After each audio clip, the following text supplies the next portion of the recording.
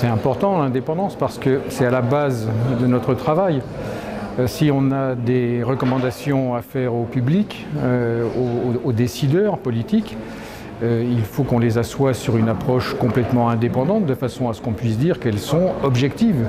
Si nos recommandations ne sont pas objectives, évidemment, elles sont plus difficilement crédibles pour le grand public et pour les politiciens.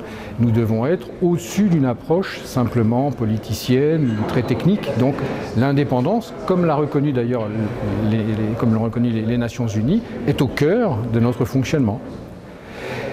Au-delà, nous devons dépasser probablement, tout en comprenant d'où nous venons, notre histoire. Bien souvent, nous avons dans chaque pays des histoires particulières, nous respectons un certain nombre de modèles, de façons de travailler, mais il faut aussi être efficace. Je dis quelquefois, on peut être dans des voitures de marques différentes, ça n'empêche pas d'atteindre normalement le même objectif quand nous sommes sur la même route.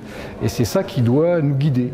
Donc il faut qu'on réfléchisse bien à l'approche que l'on pourrait qualifier de fonctionnelle, comme j'ai dit, à côté de l'approche historique, des statuts, qui peut être modifiée. L'approche fonctionnelle nous invite à réfléchir point par point, comme l'ont dit d'ailleurs les jeunes du congrès de Rosailles, comment être indépendant financièrement, comment être indépendant techniquement. Ce sont de beaux principes, mais maintenant il faut qu'on aille plus loin et qu'on rentre dans les détails de façon à ne pas en rester à de simples déclarations de principes.